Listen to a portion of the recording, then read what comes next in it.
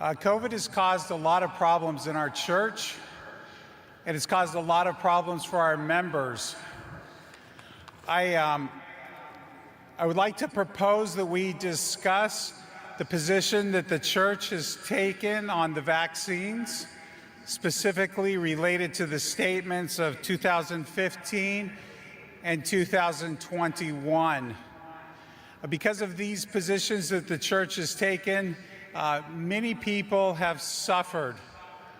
I have a document that was signed by 25,000 Seventh-day Adventists in 138 countries, by 1,929 pastors, and by 4,164 medical professionals. And they are asking that we reconsider our stance on vaccination. And I would move that this be added to the agenda. I think it is extremely important for bringing our church together through this time. This has been a very divisive situation. It's been a situation where many people have lost their jobs, their livelihood. Some people have lost their homes. People have lost their custody battles. And a lot of it is due to the fact that they're not able to assert their sincerely religious held beliefs because of the position of the church. Now, I don't know what the right solution is, but I trust that this body can come to that solution. And I think it's very important that we have a discussion of this. Thank you, Brother Jonathan. We really appreciate your concern. But the General Conference in session deals with items of constitution and bylaws, of items that concern our church manual or our fundamental beliefs, such items that are coming to this level. But the issue of vaccination, we know it is a very divisive issue, and actually the document that was proposed by the administration committee has given a full right for everyone to follow their own conscience. So there was no push in one or the other direction. And so we would really plead with you, because we have a shortened session, that we don't load our agenda with items that really don't belong there. So, but we really appreciate your concern. That's not what the statement has done. I've represented many people in religious liberty matters, and that statement has been very detrimental. And I would ask that you ask for a second. I would ask for a second. So there is no second. Thank you very much for helping me, because I know that there are people that are online in Canada that are wishing to make a second at this time. Thank you very much, dear brother. We have heard you. We have not heard a second, and we will move on. Thank you. I would like to make an appeal of this decision. Thank you very much. Thank you very much. All right. We will, since there are no more objections, we will accept the agenda and move on. Hello? Yes, please. Can you hear me? My name is Grace McIntosh, and there was a request for either in the session or online for a second to Jonathan Zirkle's motion, and I second. Sorry, we have a motion on the floor that we are now discussing. We are discussing of accepting in the sisterhood of our churches a number of unions. So this is now the motion that is in front of us.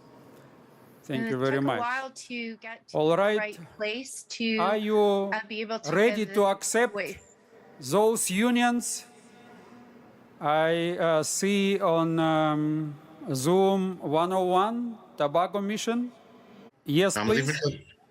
My issue concerns the same issue before. The internet challenges has caused the delay in responding to these issues, and I've seconded the motion as well. So it's a challenge. I'm not sure if you're going to go back to it so we can look at it, because we have a situation where we have been voting by common consensus, and an issue was raised regarding the agenda, and the agenda passed based on common consensus. But an issue was raised, which I think it's important that the church be the one to determine if it is a fundamental issue or a fundamental belief. I think it's important that the church decides that.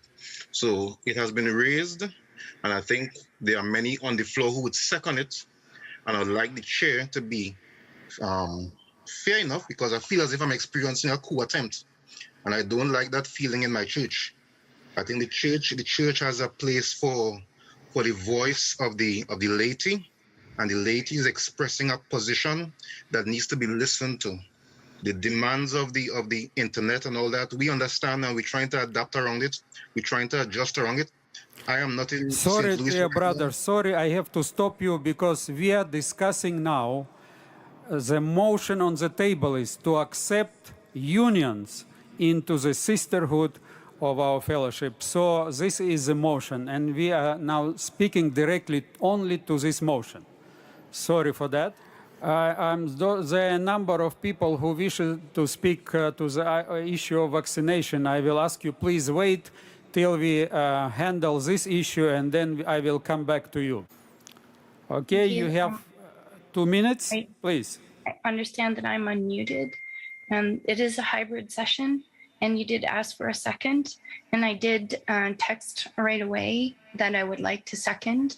I just didn't get to the right chat room in time, and I would like to second Jonathan Zirkle's motion. We've had great difficulty in Canada as well because of the way the statements have been worded, because of the way our law is being applied. All right. Since this time we have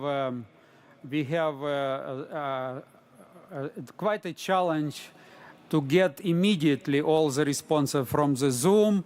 We will provide you a chance and see if the body wishes to come back to this issue or not. Then we will accept your second as a second, and we will ask if we can. How is the internet right now? Can we have? Mr. Chairman, we are working on that. I would like to remind everyone that it is working for the vast majority of delegates. We had over 1,000 votes, so we will continue to work on that. Because of the hybrid nature of this meeting, unless we are going to disenfranchise those online or have an even more cumbersome, we need to get this system working. So we're working on it technically, but it is working for large parts of the building, and hopefully it'll be working for our folks over here on the left. All right, thank you very much. We will ask now Elder Wilson for a comment.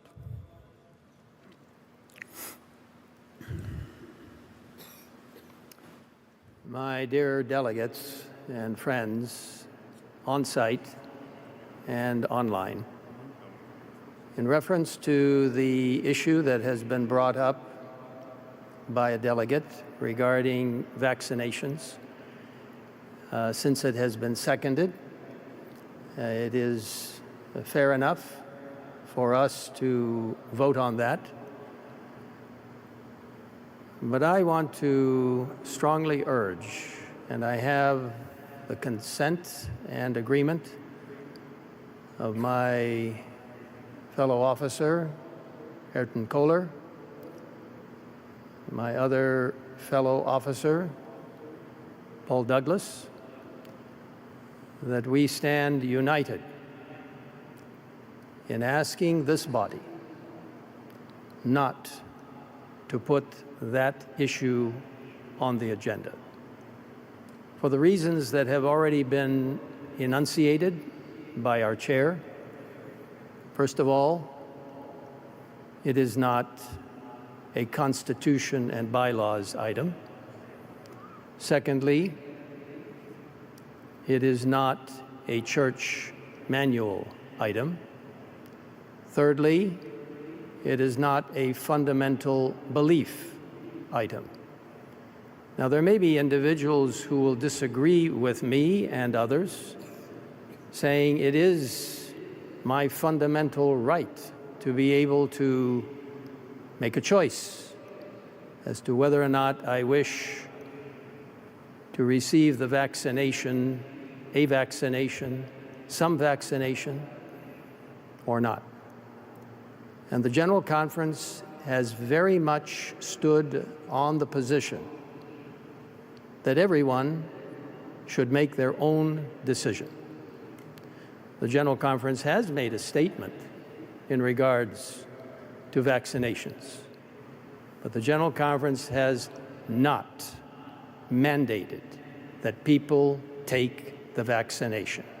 It has given people a choice. So rather than for us to become embroiled in something which is not an agenda item for a General Conference, it is an administrative item. It has been dealt with. Some people don't like the way it has been dealt with, and that is their right. But rather than for us to become embroiled in something that is not an item for a General Conference session discussion, we respectfully, kindly, and very much in a determined manner ask that you, the delegates, vote no on placing this item as an agenda item. Thank you. It is in your hands.